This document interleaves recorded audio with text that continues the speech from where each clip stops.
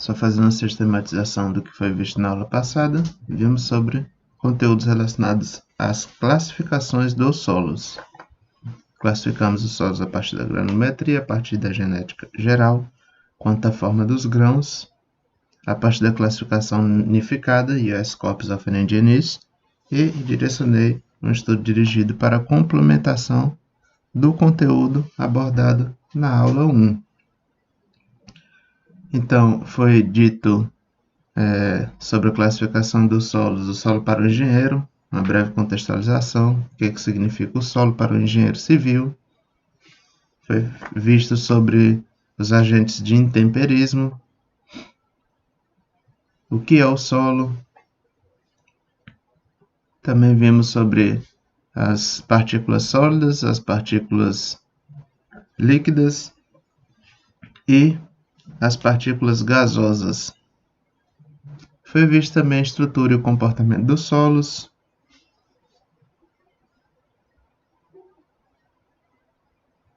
A identificação visual e tátil dos solos, que são os testes mais comuns para identificar os solos.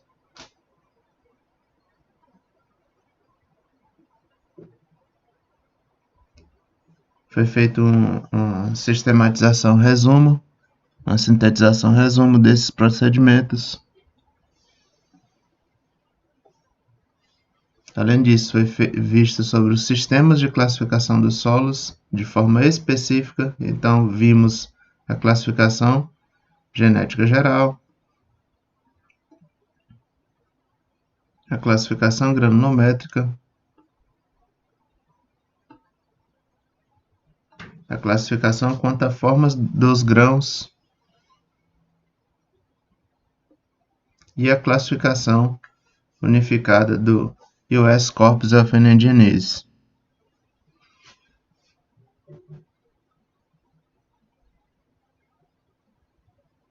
E o estudo dirigido foi sobre a aula 2 ainda, Engenharia Geotécnica com uma perspectiva histórica. Nele conteu informações técnicas relacionadas ao conteúdo visto na aula 1.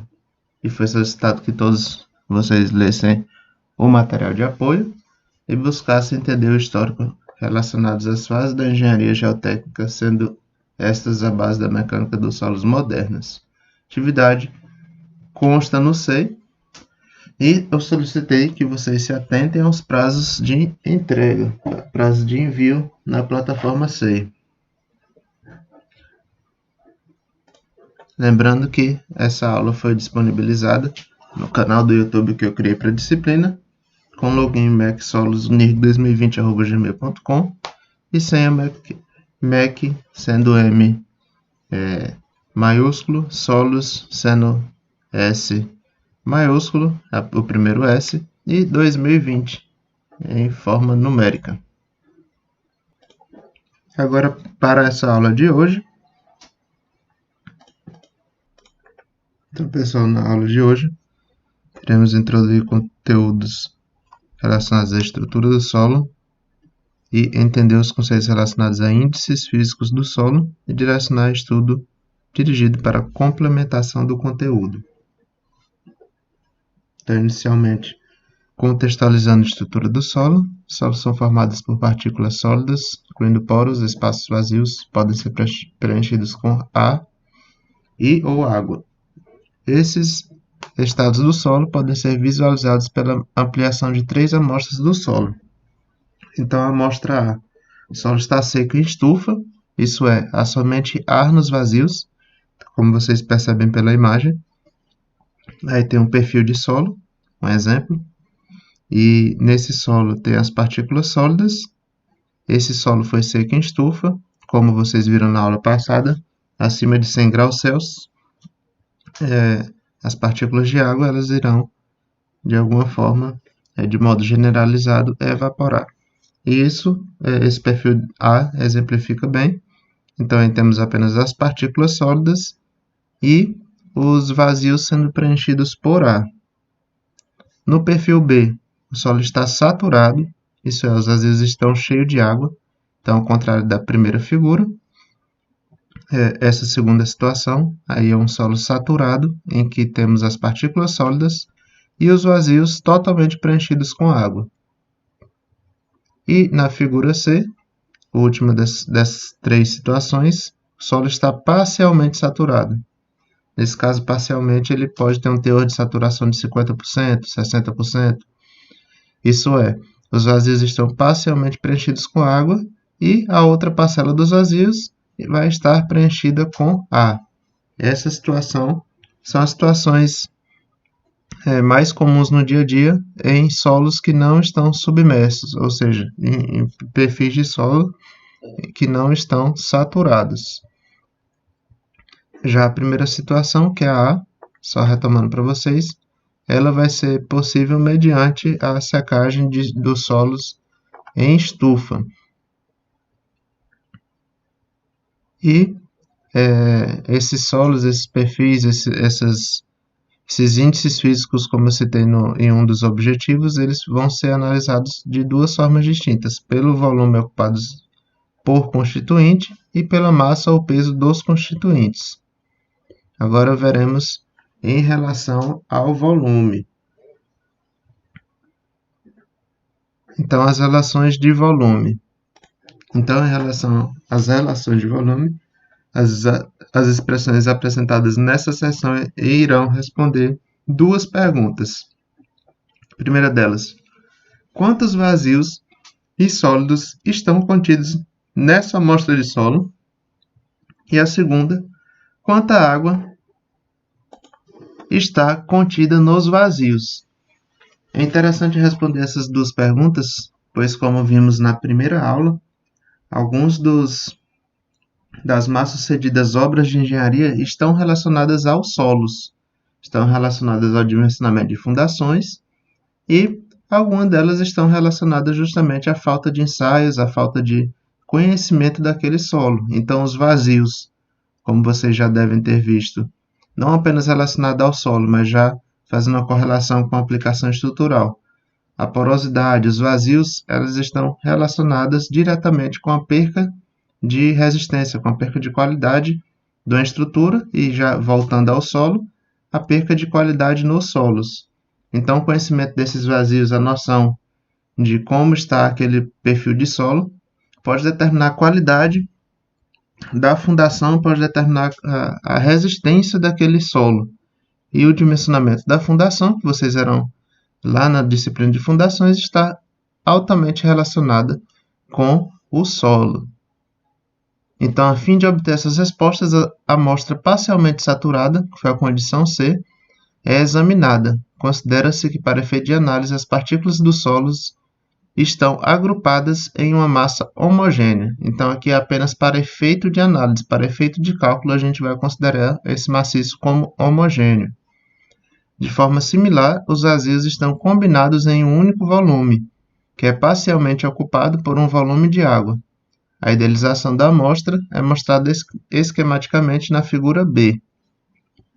Então, aqui a figura A já é correlacionando aquela situação que eu disse que é a mais comum na realidade dos fatos, é mais comum que o solo apresente sólidos, a parte sólida, é comum que ele apresente água e é comum que ele apresente ar. Isso simultaneamente. Já na idealização desse perfil, veremos dessa forma, ou seja, um perfil de solo apenas como modelo idealizado para facilitar os cálculos é visto dessa forma, é visto que os sólidos ficam na fração inferior, seguido de água e seguido de ar. Então, esse volume dos solos é basicamente somatório de volume do ar, volume da água e volume dos sólidos. Então, o V é representado como volume total, que é a soma do volume dos sólidos mais o volume de vazios. VV significa volume de vazios. Volume de vazios, no caso, como já citado para vocês, esse vazios é a própria porosidade, que é a água mais o ar. Volume de sólidos é justamente representado pela letra VS. Então, o volume total vai ser o volume de sólidos mais o volume de água mais o volume de ar. W aí, no caso, para a água, ele está citado como W, porque vem do termo em inglês. Então, resumiram como W, que é de water. E a partir desses volumes, a partir do volume total, volume de vazios, volume dos sólidos, por conseguinte, volume de água e volume de ar, 3 equações importantes são deduzidas. Ou seja, em relação aos volumes, obteremos 3 equações importantes. A primeira delas é o índice de vazios, ou índice de vazio, que vai ser representado pela letra E. A segunda delas, porosidade, vai ser representada pela letra N. E a terceira dela, grau de saturação. Eu sugiro que vocês anotem o significado de cada uma dessas variáveis, deixem organizado no caderno, pois teremos muitas equações nesse conteúdo. São aproximadamente 48 equações, quase 50 equações só nesse conteúdo. Então, sugiro que vocês anotem, por exemplo, E igual índice de vazios, e na frente do termo índice de vazios igual, e coloquem a fórmula, mesma coisa para porosidade, mesma coisa para grau de saturação, mesma coisa para todas essas variáveis que vocês verão na aula de hoje. Volume total, mesma coisa, volume de vazios e assim sucessivamente. Até para não se perder no conteúdo, que é um conteúdo bastante denso e muito grande. Então, o índice de vazios, como o próprio nome vai sugerir, mostra o percentual de vazios presente na amostra de solo, em comparação ao volume de sólidos. Assim, se o volume de sólidos é considerado 100%, então o volume de vazios é a porcentagem do índice de vazios. Então, aí é a equação que vai representar esse índice de vazios. Então, como vocês percebem, o índice de vazios vai ser 100 vezes volume de vazios dividido por volume de sólidos. Então, por exemplo, se temos um volume de sólidos indicado em 60 centímetros cúbicos e temos um volume de vazios indicado em 15 centímetros cúbicos, logo, o índice de vazios vai ser 100 vezes 15 sobre 60. Fazendo esse cálculo na calculadora, vocês verão que 15 sobre 60 é igual a 0,25 e multiplicado por 100 vai ser igual a 25. Isso é, o volume de vazios é 25% do valor de sólidos, nesse exemplo em específico. Alternativamente, o índice de vazios pode ser expresso também de forma decimal. Então, se pegarmos essa fórmula, tirarmos o 100 dela e levar em consideração que o índice de vazios vai ser igual ao volume de vazios dividido por volume de sólidos, teremos também o resultado de forma decimal. Então, sem multiplicar por 100 no caso. Então, a equação torna-se essa que está demonstrada aí. Então, a segunda equação, no caso a quinta, né, já demonstrada para vocês, é que o índice de vazios é igual ao volume de vazios dividido por volume de sólidos. A razão entre os vazios e os sólidos em uma amostra de solo é representada da seguinte forma. Então, como eu já tinha citado para vocês, esses vazios, na realidade, é a soma de ar mais água. Então, nesse exemplo da questão que vocês viram, ele está considerando que 25% da amostra, ou seja, 25% daquele solo, é composto de vazios. Logo, 75% é composto de sólidos. Entretanto, nesse exemplo em questão que acabamos de ver, não temos elementos ainda para afirmar desses vazios quanto é água e quanto é ar. Então, para essa equação que vimos no item 1.1.1, o mérito é só verificar a quantidade total de vazios. Para a seguinte situação, agora em relação à própria porosidade, percentagem de vazios está presente na amostra em comparação com o volume total. Assim, se V é considerado como 100%, então volume de vazios é N%. Então, a porosidade já vai ser em relação à amostra total, não em relação ao volume de sólidos. Então, porosidade vai ser 100, se quisermos obter esse valor em percentagem, em percentual, 100 vezes volume de vazios sobre o volume total. Então, vamos supor que temos uma amostra com 75 centímetros cúbicos de volume total e volume de vazios dessa amostra é 15%. Aliás, é 15 centímetros cúbicos. Então, teremos que N é igual a 100 vezes 15 sobre 75, então N é igual a 20%. Então, a porosidade dessa amostra é 20%. O volume de vazios é 20% do volume total da amostra. N pode ser expresso como número decimal. Então, o que ele quer citar nesse caso é que a porosidade total, ou seja, o volume total de vazios, que é conhecido nesse caso como porosidade, vai ser 20% em relação ao volume total. E a equação também pode ser demonstrada de forma decimal, no lugar de forma percentual.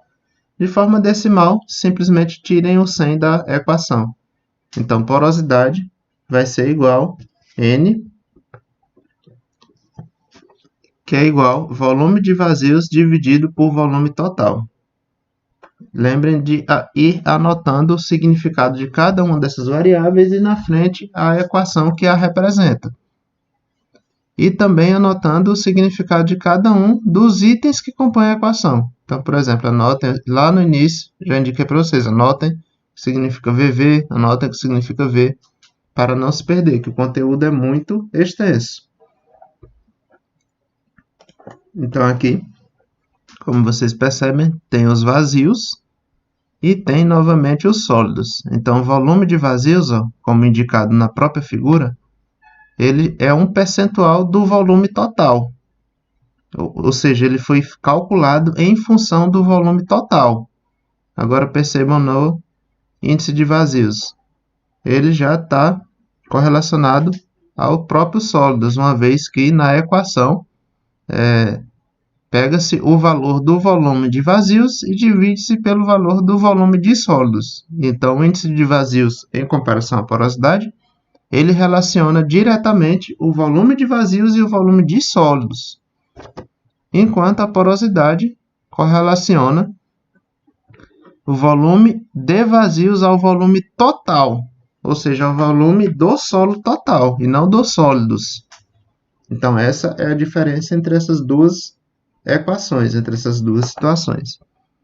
Agora, a terceira situação, em relação ainda aos volumes, é o grau de saturação. Então, o próprio nome vai sugerir para vocês. Mostra a porcentagem de vazios preenchidos com água. Ou seja, quanto daqueles vazios vai ser preenchidos com água. Esse é o grau de saturação. Então, se considerarmos o volume de vazios como 100%, então VW é graus de saturação vezes o percentual. Novamente, 100 vezes volume de água, dessa vez, dividido pelo volume de vazios. Então, lembrem que calculamos o volume de vazios.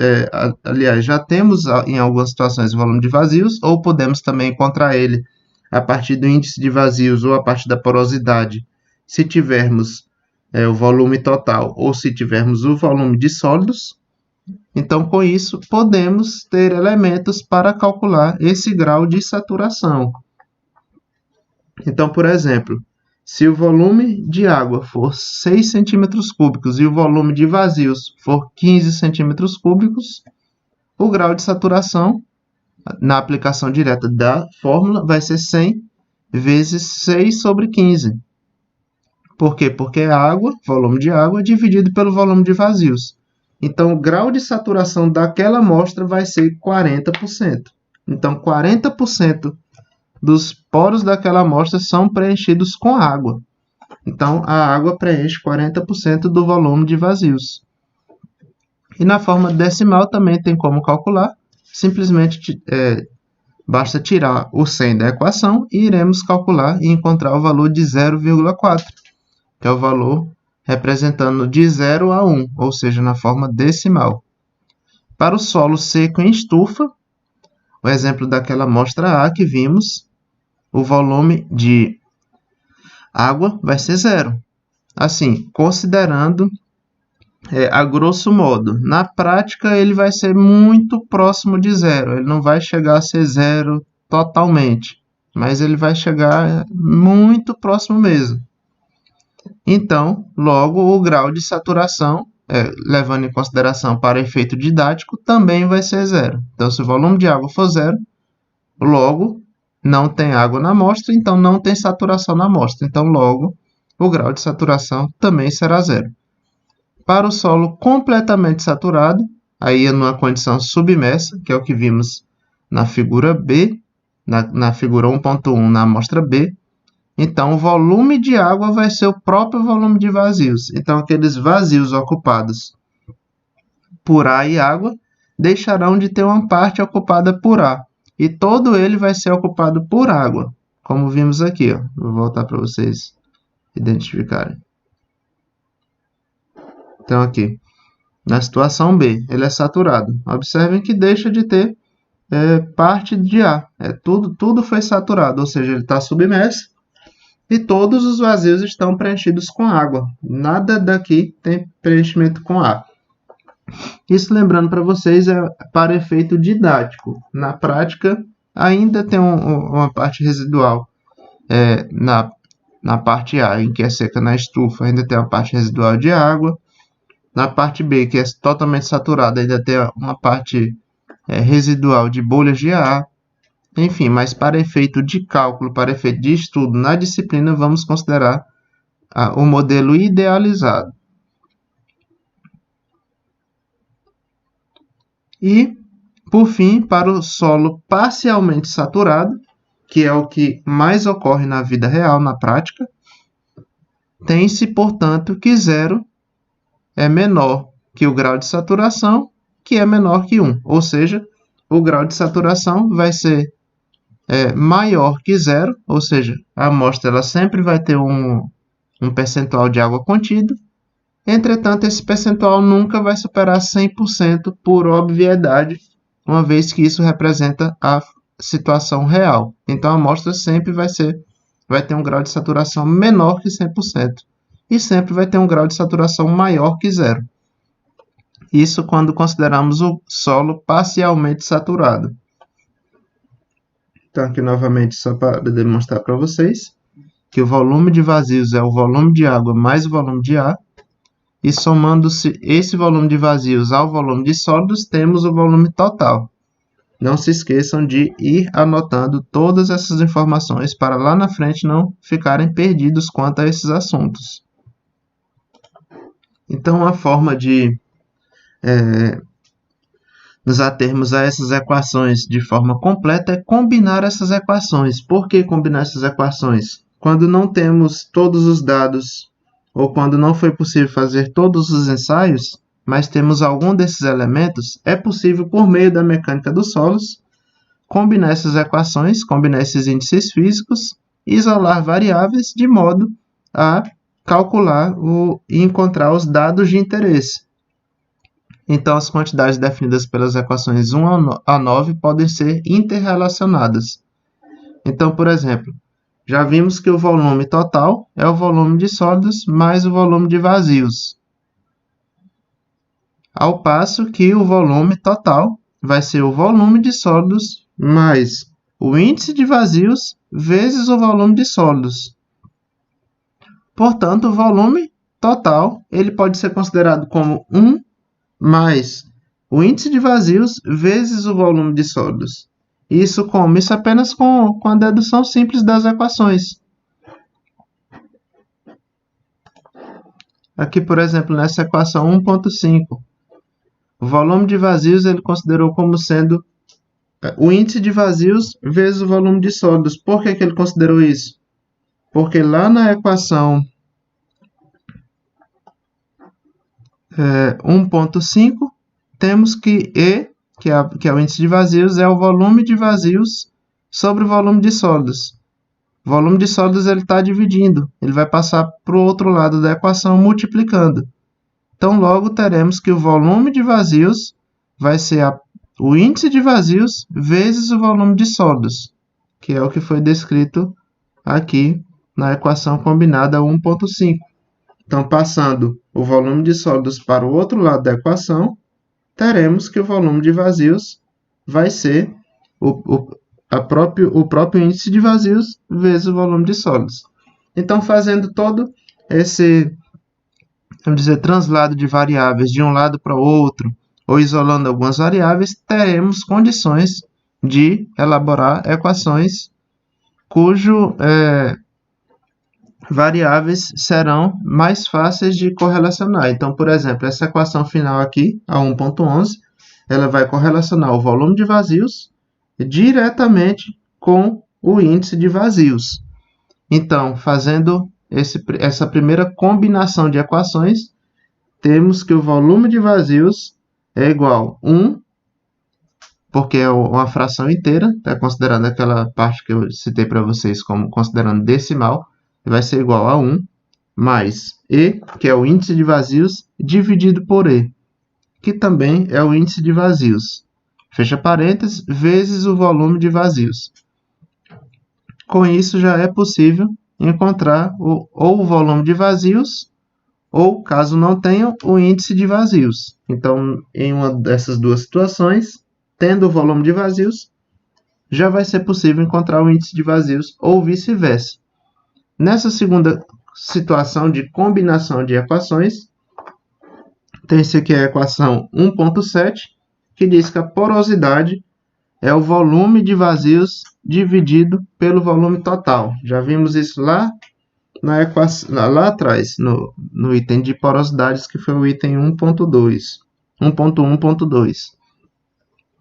A partir também da equação 10, que vai dizer que o volume é igual a 1 mais índice de vazios vezes o volume de sólidos. Fazendo todo o jogo de equações, vamos obter essa equação final. Essa equação final ela vai correlacionar diretamente a porosidade ao índice de vazios.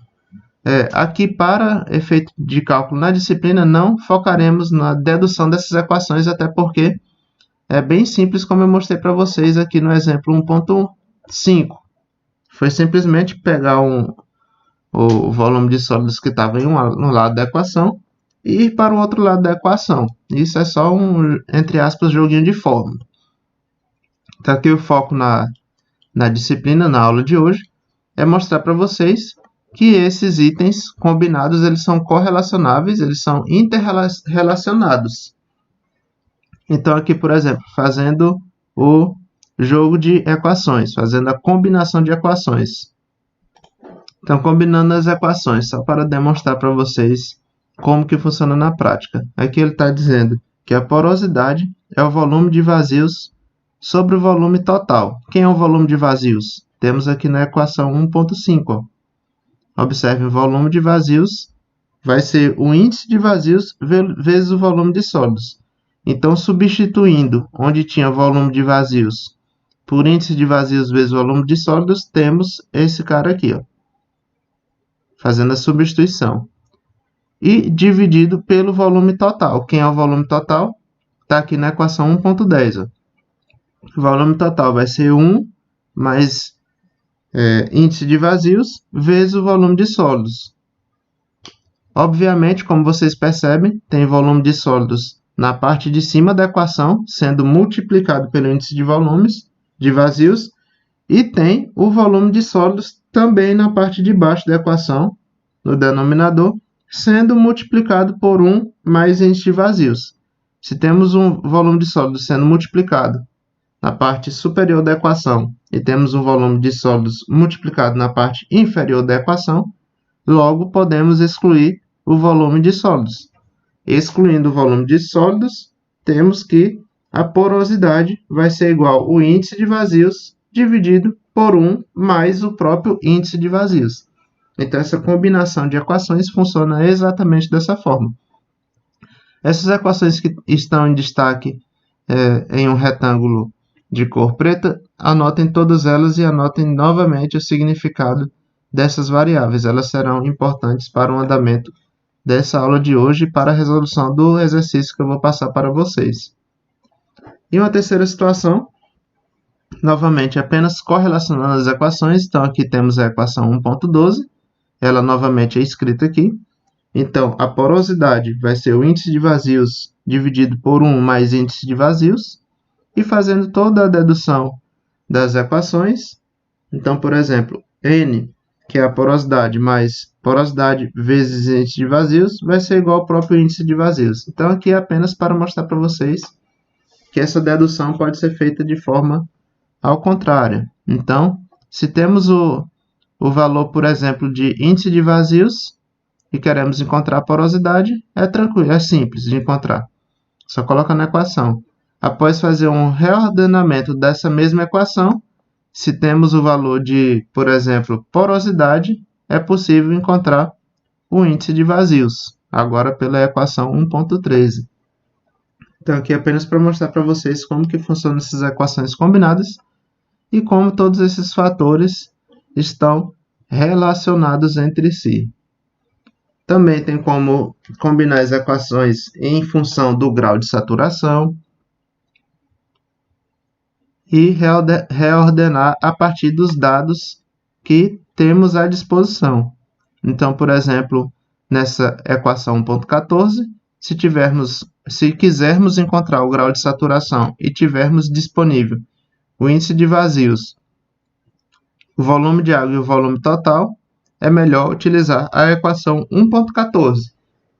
Todavia, se tivermos interesse de encontrar o grau de saturação, mas não tivermos o dado do índice de vazios, é melhor utilizar a equação 1.15, pois ela precisamos do volume de água, do volume total e da própria porosidade.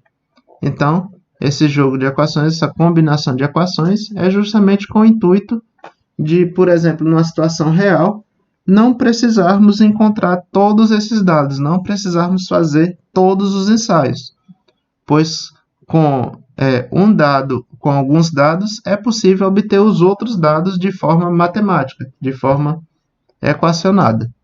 Então é para esse objetivo a importância da combinação das equações.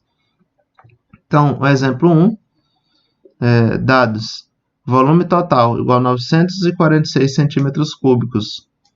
Volume de sólidos igual a 533 centímetros cúbicos e volume de água igual a 303 centímetros cúbicos.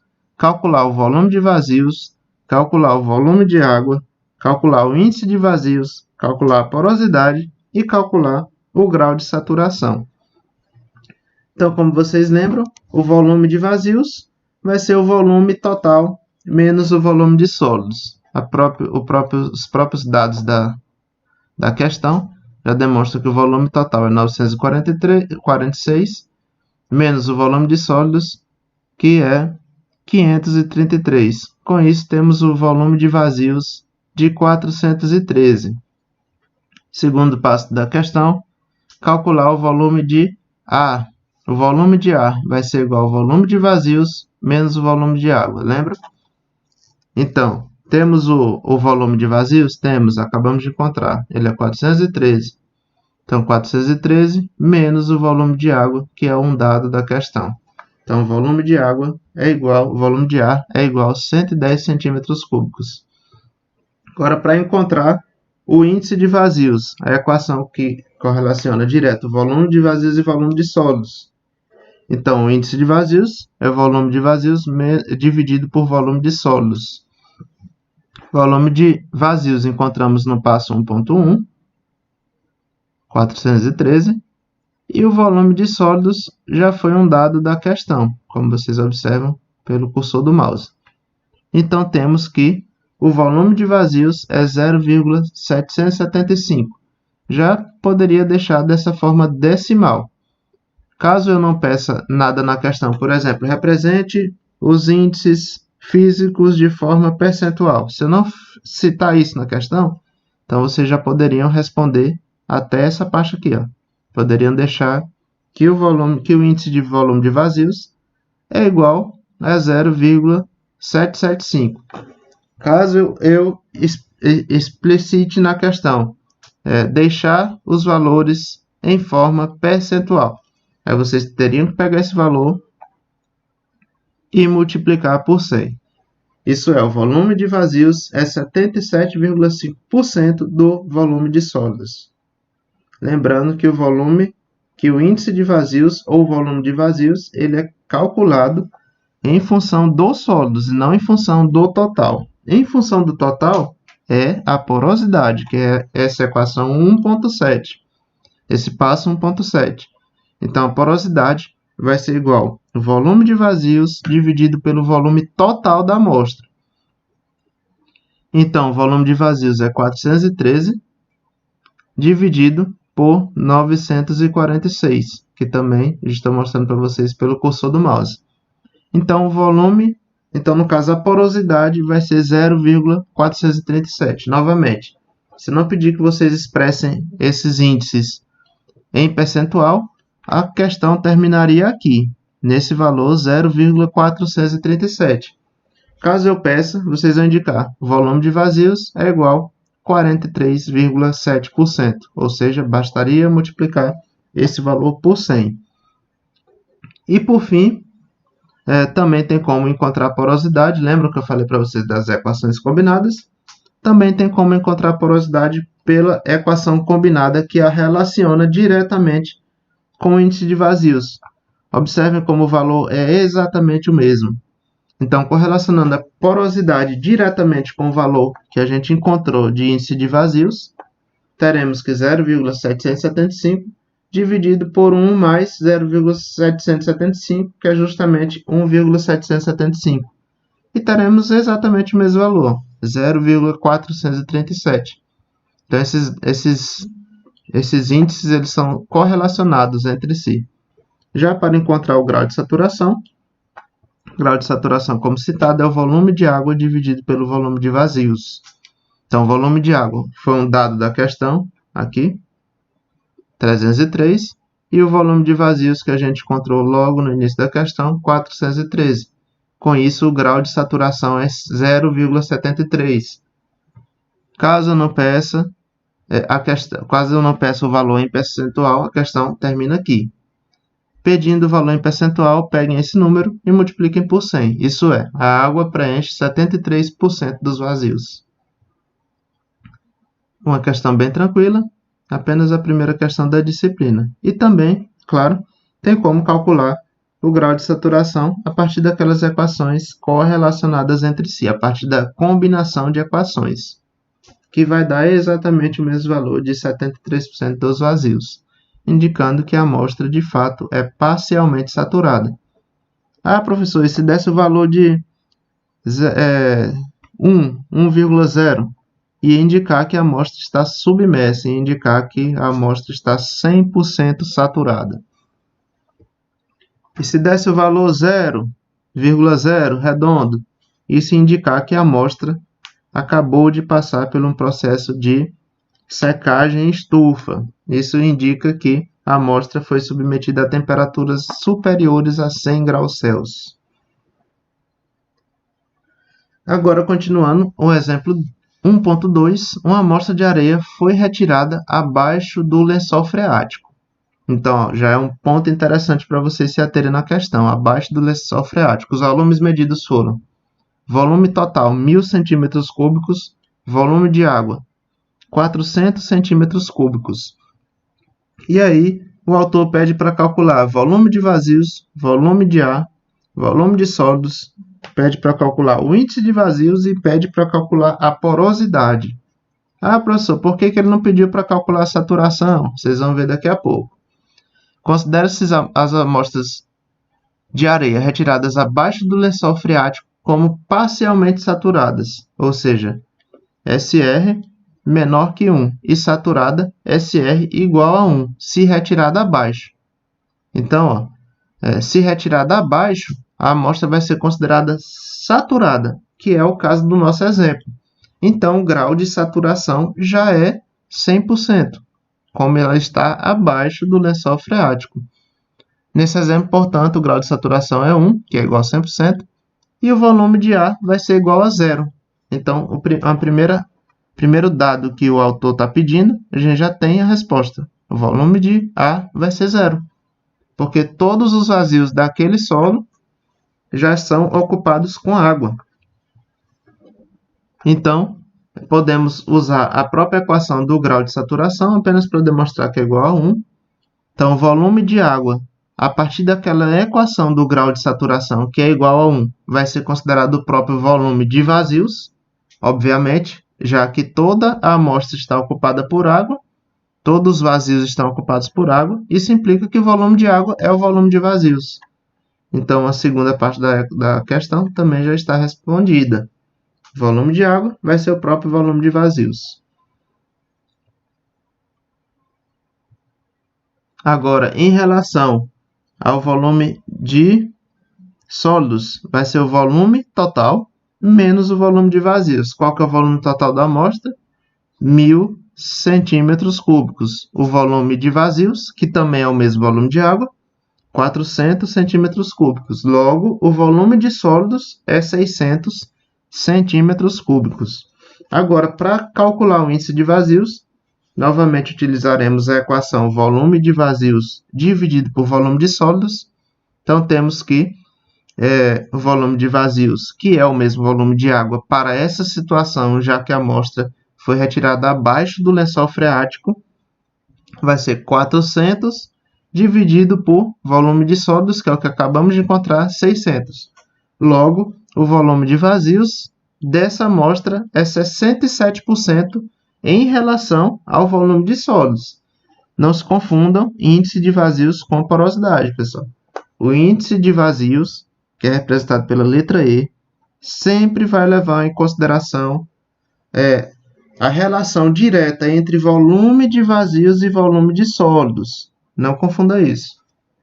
Já a porosidade, que leva em consideração a relação direta entre volume de vazios e volume total, vai ser dado por essa equação, em que vai utilizar o volume de vazios de 400, que é o mesmo volume de água, para essa situação submersa, dividido por 1.000, que é o volume total da amostra.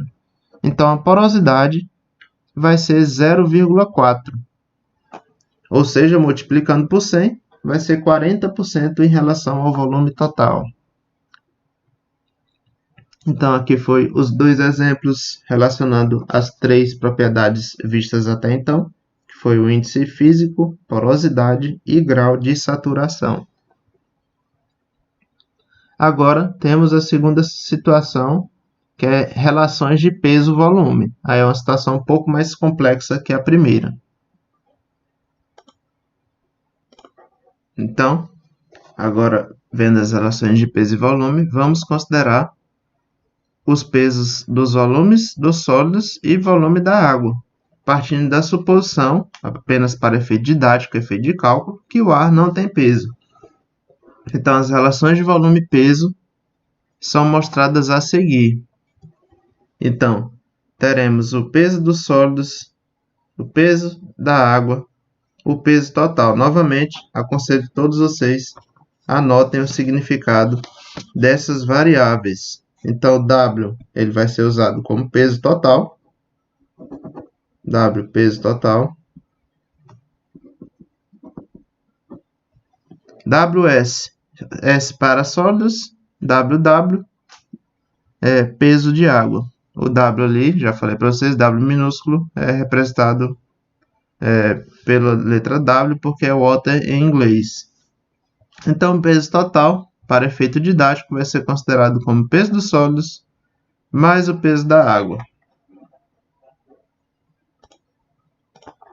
Então, é suficiente dizer aqui que se a massa M é dada em quilogramas, então o peso vai ser calculado por 9,81 vezes a massa. Então, aqui para a disciplina de mecânica dos sólidos, vamos chamar o peso pela letra W. Outras disciplinas, acredito que vocês estão mais acostumados a chamar pela letra P. Mas isso é apenas para efeito didático da própria disciplina. Então, o W vai ser igual a 9,81, que é da gravidade, vezes a massa M, em newtons. Então, W vai ser 9,81 vezes 10 a menos 3 vezes M, quilonewtons. Essa é a equação 1.18, anotem isso. Então, diversas relações importantes são deduzidas a seguir em termos de massa, peso e volume. Anotem todas essas variáveis. Todas elas vão ser utilizadas na disciplina na aula de hoje. Todas. Então, a primeira delas ali, representada pela letra grega que parece um P. Parece P essa letra grega. Vai ser a massa específica aparente. A letra grega que também parece, nesse caso, um Y, vai ser peso específico aparente e assim por diante. Então, vamos chamar de ρD, vai ser massa específica seca. Gama D, peso específico seco. ρSat, massa específica saturada. Gama Sat, peso específico saturado.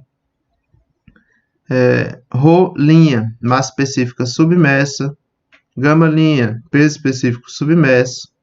ρS, massa específica das partículas sólidas ou dos sólidos, e γS, peso específico das partículas sólidas ou dos sólidos. Lembrem das equações combinadas que a gente viu em relação ao volume. Teremos também equações combinadas em relação ao peso. Entretanto, como vocês já percebem de cara, o número de variáveis, o número de situações em relação ao peso é infinitamente superior do que em relação ao volume. Então, nesse caso, serão muitas equações mesmo. E aí, por isso que eu aconselho que vocês anotem tudo isso. Até para lá na frente não ficarem perdidos quanto às situações. Então, densidade aparente, primeira delas, são as densidades de uma amostra de solo parcialmente saturada retirada acima do nível do lençol freático. Então, o γ vai ser o peso sobre o volume. Lembrando que o γ significa peso específico aparente. O ρ vai ser massa sobre volume. Quem que é o ρ? Massa específica aparente. Então, vamos ter, fazendo a dedução a partir da situação que eu já explicitei para vocês, que é da gravidade 9,81 vezes 10 a menos 3m sobre V. Então, fazendo toda a dedução, teremos que o γ, ou o peso específico aparente, é 9,81 vezes 10 a menos 3 vezes a massa específica aparente. Então, para a água, temos que a massa específica da água vai ser a própria massa da água dividido pelo volume da água. Já o peso específico da água vai ser o peso da água dividido pelo volume da água. Geralmente, massas específicas vão ser representadas em quilogramas por metros cúbicos ou gramas por centímetros cúbicos. E pesos aparentes vão ser, ou pesos específicos, vão ser representados por quilonewtons por metros cúbicos. Portanto, se a densidade é determinada em unidades de grama e centímetro, como justamente eu acabei de citar para vocês. Então, a massa específica, gramas por centímetros cúbicos, e o peso específico, quilonewtons por metros cúbicos. Aqui é só uma ilustração do que eu estava citando para vocês. Então, densidade de massa é justamente o que vimos na massa específica, e densidade de peso é o que vimos no peso específico. Por isso que, em relação à densidade de peso, iremos considerar a atuação da força gravitacional. Por isso, multiplicamos por 9,81. Então, no exemplo 1.3, uma areia parcialmente saturada foi ensaiada em um laboratório. Seu volume medido foi 75,4 centímetros cúbicos e seu peso foi 136,2 gramas. Calcule o peso unitário em quilonewtons por metros cúbicos. Então, ele já está especificando o que ele quer, que é peso. Então, essa é a massa. Convertendo em quilogramas, a gente multiplica por 10 a menos 3. O volume, convertendo em metros cúbicos, multiplica-se por 10 a menos 6. O peso, o que ele está querendo é o próprio peso unitário. Então, o peso vai ser 9,81 vezes 10 a menos 3, vocês já viram isso, o motivo, vezes 136,2 vezes 10 a menos 3. Teremos, então, um peso, o peso já é 1.336 vezes 10 a menos 6 kilonewtons. Agora, a densidade de massa vai ser justamente a massa específica, também conhecida. Vai ser massa sobre volume. Qual que é a massa? 136,2 vezes 10 a menos 3 quilogramas. Sobre o volume, que é 75,4 vezes 10 a menos 6 metros cúbicos. Então, dividindo, fazendo esse cálculo, vai dar 1.806 kg por metros cúbicos. Na equação, o próprio autor já especificou que ele quer o peso unitário em kilonewtons por metros cúbicos. Ele não especificou que queria densidade de massa, ou seja, massa específica, e nem especificou qual seria a unidade desejada dessa massa específica. Nesse caso, vocês poderiam também fazer em gramas por centímetros cúbicos. Bastaria pegar esse valor de 136,2 e dividir por 75,4, desprezando, no caso, esses dois carinhas aqui. Aí vocês encontrariam o valor em gramas por centímetros cúbicos. Quando eu não especificar na questão, podem utilizar os dados da própria questão, desde que esses dados não sejam contrastantes entre eles. Então, por exemplo, aqui na equação, ele está pedindo em kilonewtons por metros cúbicos o peso unitário. Então, para isso, não daria para usar diretamente 75,4. Teria que converter primeiro em metros cúbicos, que foi o que ele fez aqui em relação à densidade. E ele está pedindo em kilonewton. Não daria, por exemplo, para expressar o resultado em newtons.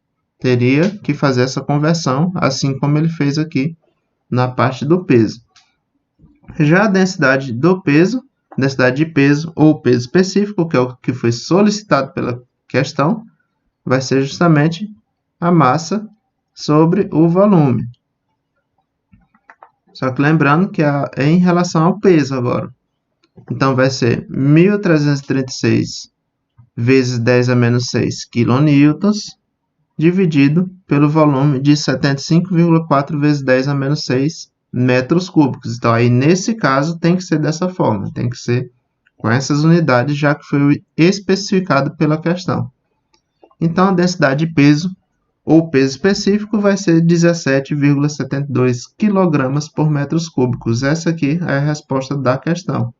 Os outros foram feitos apenas para demonstração.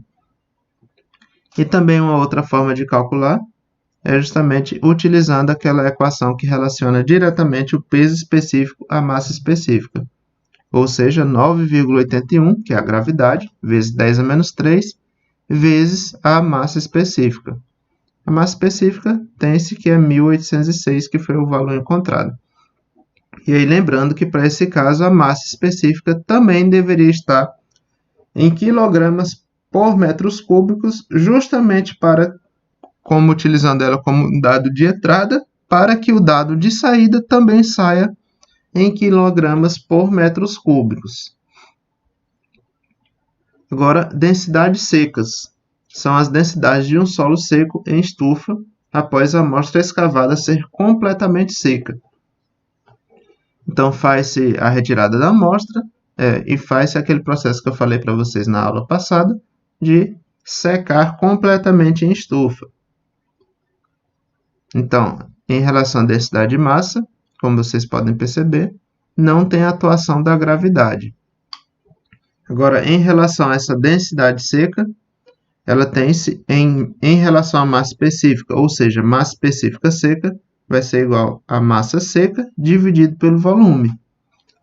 E em relação ao peso, peso específico seco vai ser igual a massa seca também dividido pelo volume. Lembrando que em relação ao peso, sempre tem que considerar a atuação da gravidade.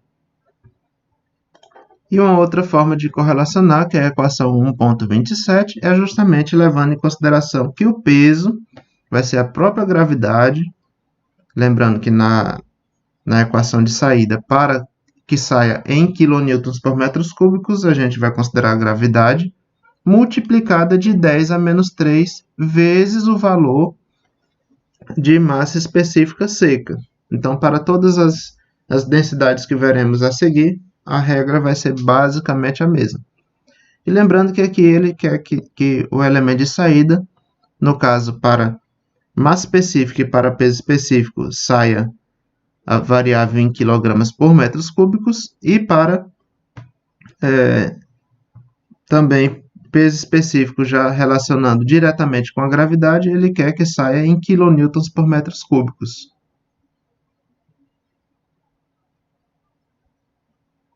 Já as densidades saturadas, o próprio nome sugere, é uma amostra que está abaixo do nível do lençol freático. Por isso, a amostra é completamente saturada e o grau de saturação é unitário, ou seja, o grau de saturação vai ser 1, já que é 100% saturada. Então, daquelas equações que a gente viu anteriormente, que o grau de saturação é o volume da água dividido pelo volume de vazios. Nesse caso, vai considerar o volume da água como sendo o próprio volume de vazios, já que é 1. Fazendo toda aquela demonstração de fórmulas em que o volume total é o volume de sólidos mais o volume de vazios, sendo que o volume de vazios é o volume de ar mais o volume de água. Enfim, nesse caso não tem ar. E aí, para a água, vamos considerar como massa específica da água 1 grama por centímetros cúbicos, que também é a mesma coisa, convertendo na unidade de quilogramas por metros cúbicos, é a mesma coisa que 1000 quilogramas por metros cúbicos. E ou considerando também agora o peso da água, vamos levar em consideração a gravidade, e, portanto, será 9,81 quilonewtons por metros cúbicos. Então, a massa total saturada vai ser a massa dos sólidos mais o peso da água vezes o volume de vazios, e o peso saturado vai ser considerado como o peso dos sólidos mais o peso específico da água vezes o volume de vazios. E também essas equações são deduzidas a partir desses princípios já demonstrados anteriormente. Então, por exemplo, a massa específica saturada vai ser a massa saturada dividido pelo volume total, que também pode ser representado por essa outra equação 1.28, que é a massa dos sólidos mais o peso, a massa específica da água, vezes o volume de vazios, sobre o volume total. E assim também segue o exemplo da equação 1.29. Então, na equação 1.29, temos que o peso saturado vai ser o próprio peso, no caso, em relação à massa, em função da massa saturada, dividido pelo volume total. O peso específico saturado vai ser o peso saturado dividido por volume. E também pode utilizar a segunda equação. Lembrando que essas formas diferentes de equações, como já citadas, são as equações combinadas. E essas equações combinadas são utilizadas justamente para não ter que fazer todos os ensaios relacionados ao solo. Então, por exemplo, tendo algumas variáveis, é possível determinar as outras de forma matemática. Exemplo 1.4. A areia parcialmente saturada do exemplo 1.3 foi saturada pela adição de água e então seca completamente.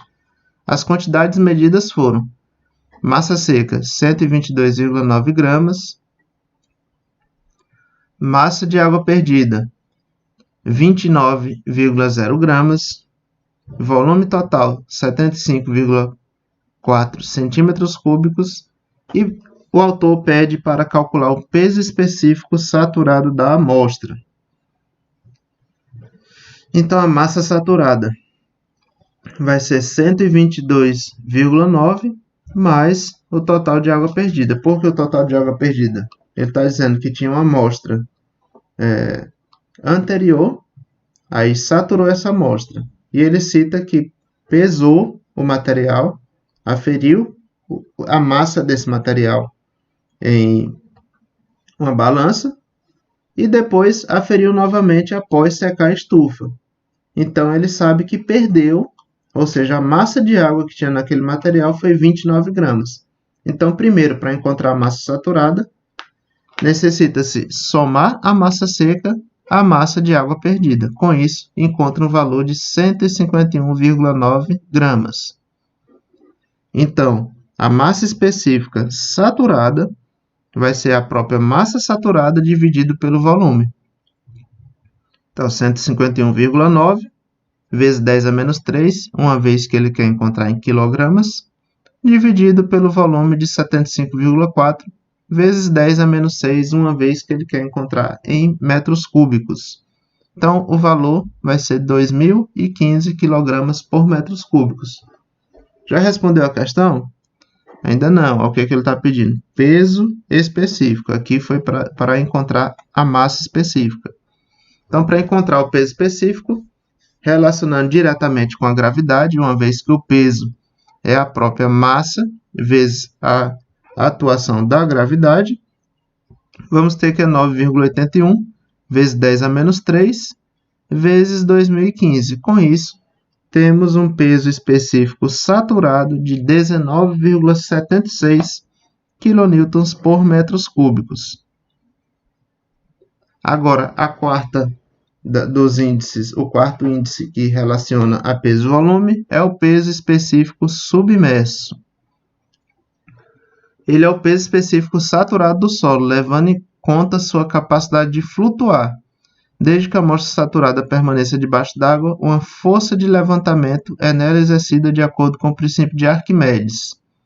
Provavelmente vocês viram sobre o princípio de Arquimedes na disciplina de hidráulica.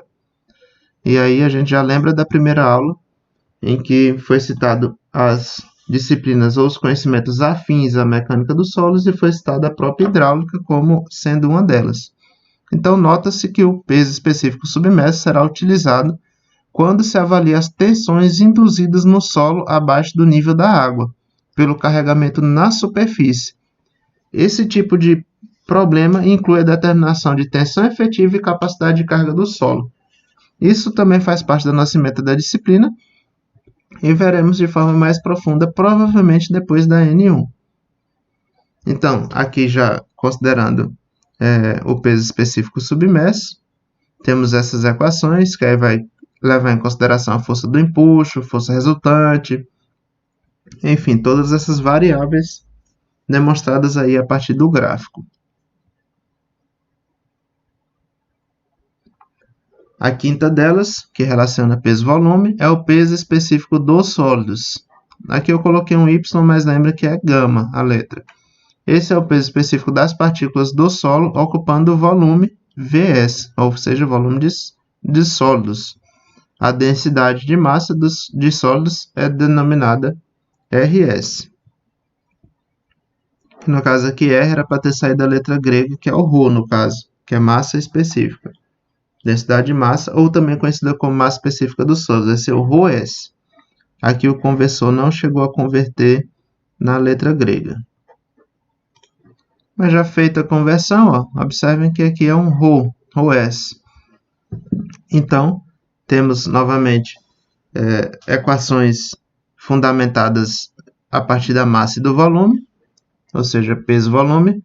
Então, a massa específica dos sólidos, ou peso específico dos sólidos, quando é em relação à gama, massa específica dos sólidos vai ser a massa dos sólidos dividido pelo volume dos sólidos.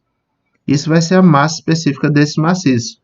Já o peso específico dos sólidos pode ser de duas formas novamente. Pode ser o peso dos sólidos dividido pelo volume dos sólidos, ou pode ser determinado, como demonstra a equação 1.33, a partir da gravidade vezes a massa específica dos sólidos. Já a densidade, ela também é denominada de massa específica dos sólidos, uma vez que mostra quantos sólidos pesam em comparação com o peso da água. Em outras palavras, o peso de volume dos sólidos, Vs, é comparado com o mesmo volume de água. Então, aqui já é relacionando o peso dos sólidos, ou a massa dos sólidos, ao peso ou a massa da água. Então, o peso dos sólidos vai ser igual ao peso específico dos sólidos vezes o volume dos sólidos. E o peso da água vai ser o próprio peso específico da água vezes o volume de sólidos. E aí, novamente, fazendo aquela combinação de equações, já citada anteriormente, teremos que a densidade vai ser justamente o peso dos sólidos dividido pelo peso da água.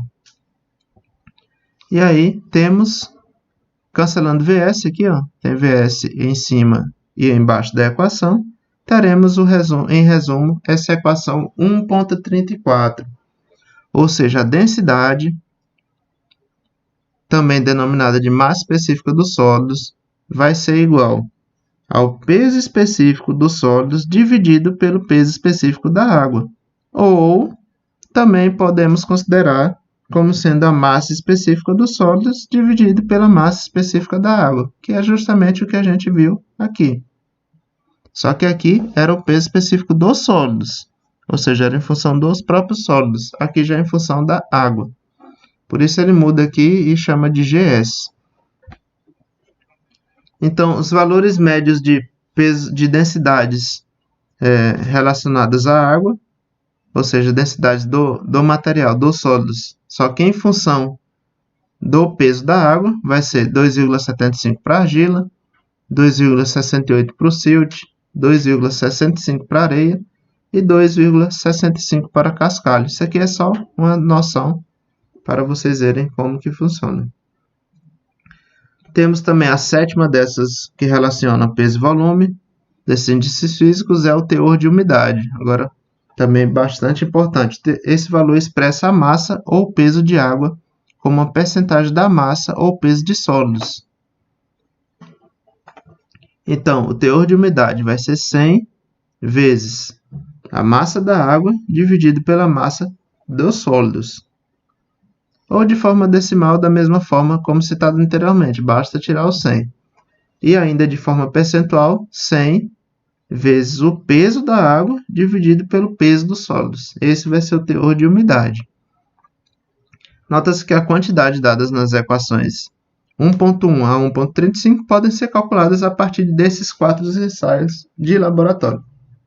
Então, como eu citei para vocês, nem todos os locais têm possibilidade de fazer todos os ensaios, às vezes nem tem todos os equipamentos, às vezes por situação financeira não é possível custear todos os ensaios laboratoriais, mas os 4 ensaios são esses: massa total da amostra, massa de sólidos, volume total da amostra e massa específica dos sólidos ou densidade dos sólidos. Com esses 4 ensaios, podem ser calculadas todas essas equações até essa equação 1.35. Então, da equação 1.1 a 1.35, basta que seja feito esses 4 ensaios de laboratório, que é calcular a massa total da amostra, calcular a massa de sólidos, calcular o volume total da amostra e calcular a massa específica dos sólidos ou densidade do solo. Com isso, já encontra todos esses parâmetros já citados. Então, aqui um exemplo 1.5, eu vou passar ele para vocês fazer na atividade 3 da disciplina, que já se encontra no SEI. Então, apenas modificarei em função desses dados do autor. Então, lendo para vocês, usando os resultados de ensaios de laboratório dos exemplos 1.3 e 1.4, no caso de vocês, na lista de vocês, vai ser em função dos exemplos 3 e 4. Liste os cálculos para todas as características dos solos introduzidas até aqui, na tabela 1.2. Suponha que GS é igual a 2,65. Então, lembrem todas aquelas equações que vocês viram, Aqui é o cálculo de todas elas, correlacionando aos exemplos 3 e 4, e supondo, nesse caso, que a densidade foi de 2,65. Só que aí, claro, não vou colocar esse valor de 2,65, vou colocar um valor diferente até para vocês terem uma diversão para esse fim de semana. Então, a oitava das situações que relacionam peso e volume, solo parcialmente saturado. Já foi mencionado que o solo é, em geral, parcialmente saturado acima do nível de água. Ou seja, na situação de vida real, como citei para vocês, o solo sempre vai ser parcialmente saturado. A menos que ele seja submetido à estufa, aí sim ele passa a ser considerado seco. Em solo de graduação fina, a ação da capilaridade pode saturar o solo um pouco acima do nível da água. Em qualquer caso, sempre se considera a saturação parcial até que se prove ao contrário. Então, aqui ele quer dizer que, pela uma ação de capilaridade, o solo pode saturar mesmo um pouco acima do nível da água. Só que vamos partir do princípio que, estando acima do nível da água, ele se encontra na condição parcialmente saturada e não na condição saturada. Então, temos novamente que o índice de vazios, nesse caso, vai ser igual ao teor de umidade, que é o que acabamos de ver agora, vezes a densidade sobre o grau de saturação. E o peso vai ser igual a 1 mais teor de umidade vezes o peso dos sólidos. E aí ele vai destrinchando todas as equações que correlacionam aos solos parcialmente saturados, que é basicamente uma combinação das equações que vimos até agora. Então ali o peso específico vai ser igual à densidade mais o grau de saturação vezes o índice de vazios sobre 1 mais índice de vazios vezes o peso específico da água. E assim por diante. Anotem todas essas equações e anotem o significado de todas essas variáveis. E ali temos também uma forma de encontrar o peso específico sem ter o grau de saturação. Então, como vocês percebem, essas equações por vezes encontram os mesmos resultados, as mesmas variáveis. Entretanto, como dado de entrada, às vezes, por exemplo, não tinha o grau de saturação, mas tinha o teor de umidade. Então, essa é mais adequada. Entende? Então, por isso que tem uma vastidão, uma enorme quantidade de equações para esse conteúdo. Aqui, por exemplo, o peso específico seco vai ser igual ao próprio peso específico dividido por 1 mais o teor de umidade. Com isso, já teremos o peso específico seco. Mas se não tivermos o teor de umidade e tivermos, densidade, então é mais apropriado, tivermos a densidade e o índice de vazios, é mais apropriado então utilizar essa equação. Já temos o peso da água, ele já é uma lei universal, já temos esse dado. Se temos a densidade e o índice de vazios, é mais adequado usar essa equação. Aí, a partir dessa, pode subir e encontrar, por exemplo, após encontrar o peso específico seco, é possível encontrar, então, o peso específico. E assim sucessivamente. Então, para isso que funciona essa combinação de equações. Ainda sobre o solo parcialmente saturado, só que agora focado no solo totalmente saturado, já falei isso para vocês, o grau de saturação vai ser 1, o peso específico vai ser o próprio peso específico saturado, e aí tem a dedução de equações. Então, por exemplo, quando vocês verem a letra grega que relaciona peso específico, só que com a palavra na frente sat, significa saturado. E assim sucessivamente. E também tem a densidade submersa, em que ela vai considerar a densidade menos 1 dividido por 1 mais índice de vazios. Então, pessoal, isso é para mostrar para vocês como esses dados eles estão correlacionados entre si. Então, ali, por exemplo, num solo parcialmente saturado. Eu falei isso para vocês, ele vai ser um solo em que tem o grau de saturação menor que 1, só que maior que 0. Ele não é seco, então ele é maior que 0. Ele vai ter também o volume de água menor que o volume de vazios, e a sistematização das equações funcionará dessa forma aqui. Já um solo saturado, ele vai considerar o grau de saturação como sendo 100%, ou seja, como sendo igual a 1. O volume de água vai ser o próprio volume de vazios. Então, para efeito de cálculo, para efeito matemático, não iremos considerar, nesse caso, o A. E as equações irão ocorrer dessa forma. Por quê, professor? Que no solo saturado, na equação deixa de ter o SR, que é o próprio grau de saturação. Porque se o SR é 1, logo exclui-se ele da equação. Então é assim que funciona, pessoal, na dedução de equações a partir das condições em que esse solo se encontra. Então aqui novamente, como vocês podem perceber, o peso específico saturado, ele já desconsidera o grau de saturação. Não teria sentido colocar a palavra SR aqui, a letra SR, só para substituir pelo número 1. Não teria sentido, já que é uma multiplicação. Então, é por isso que as equações elas se mudam a partir das condições. E assim também as próprias nomenclaturas. Então, ali, por exemplo, no peso específico seco para o solo saturado, vamos considerar peso específico saturado. Já para o solo parcialmente saturado, vamos considerar o peso específico. E assim sucessivamente. E para um solo seco, obviamente, o grau de saturação vai ser 0, o volume de água vai ser 0, a porosidade considerada vai ser 0, teor de umidade vai ser 0, e assim sucessivamente. Já a densidade relativa, o solo granular, em particular areia, é frequentemente descrito como solto ou denso. A densidade relativa, alternativamente chamada de índice de densidade ou compacidade relativa, compara o índice de vazios da areia em seu estado natural com os de seus estados mais solto e mais denso. Então, a densidade relativa ela vai comparar justamente o índice de vazios no estado mais denso, menos o índice de vazios in situ, que é no local, dividido pelo índice de vazios no estado mais denso, menos o índice de vazios no estado mais solto. Então, os valores da densidade relativa listados a seguir devem ser tomados somente como indicativos. Aqui é só para dar uma noção. Então, ali na descrição do solo, um solo muito solto, a densidade relativa deles vai variar entre 0 e 15%. No solo denso, entre 65% e 85%. Aí isso veremos mais adiante na disciplina como que funciona.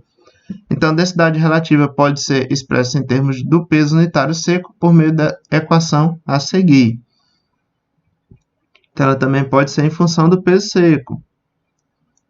Então, lembre, por que ela, em uma parte aqui, é em função da própria situação real e em outra é em função do peso seco? Porque elas estão interconectadas. Lembra que eu citei isso para vocês? Essas relações elas podem ser combinadas, as equações podem ser combinadas, já que elas se relacionam.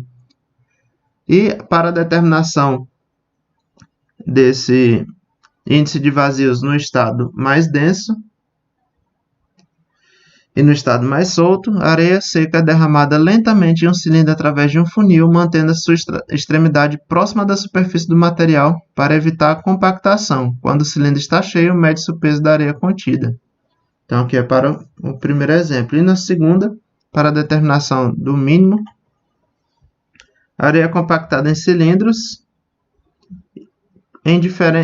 com diferentes teores de água. Desenho o índice de vazios e a densidade seca em função do teor de umidade. Isso aqui a gente vai ver na prática como que funciona em aulas posteriores. Então, exemplo 1.7. Isso porque em aulas posteriores que eu digo, porque aqui para efeito de disciplina mesmo, o engenheiro civil relacionado a esse conteúdo, ele não chega a determinar isso em laboratório, não é o engenheiro civil que chega a colocar a mão na massa nesse sentido, mas mostrarei para vocês de forma mais detalhada o que significa cada um desses elementos aqui e como determiná-los, mas vai ter que ser uma aula exclusivamente para esse tópico aqui. Então, já pulando um pouco essa etapa, depois voltaremos a ela. O exemplo 1.7, os resultados de ensaio de densidade de uma areia foram: Índice de volume de vazios, 58,2%. Índice de volume de vazios no estado mais denso, 62,4%. E índice de volume de vazios no estado mais solto, 41,5%. E aí ele pede para calcular a densidade relativa da areia. Então, aplicação direta de fórmula, pessoal. Densidade relativa vai ser 100 vezes o índice de volume de vazios no estado mais denso, que é 62,4, por isso já substitui aqui direto, menos o próprio índice de vazios, dividido pelo índice de vazios no estado mais denso, 62,4%, menos o índice de vazios no estado mais solto. Então, de modo simples, equação bem básica, a densidade relativa da areia vai ser 20%. Então, só verificando agora, 20%, né? Agora vamos voltar e verificar aqueles itens básicos ali, a descrição do solo e a densidade relativa. Então, 20% ela vai ser considerada como uma descrição de solo solto, já que 20% está no intervalo entre 15 e 35. Então, aqui, fazendo a checagem, a areia pode ser considerada como solta, portanto, sem capacidade de carga, não adequada para a construção de uma fundação. Então, tem um estudo dirigido para vocês, esse estudo já se encontra no SEI. Baixar o arquivo intitulado Aula 3, Estrutura do Solo. Esse arquivo contém informações técnicas relacionadas ao conteúdo da aula 3, que é justamente esse arquivo aqui, dessa aula. No SEI consta a atividade discursiva, a atividade 3 da disciplina. Se atentem aos prazos de envio. Feitas essas observações, aproveitem o restante do horário, no caso, para finalizar o horário de aula, para realizar tal atividade. Lembrando que aí é o canal do YouTube, em que essa aula estará disponibilizada para todos vocês, e a senha a seguir. Então, até a próxima semana, pessoal.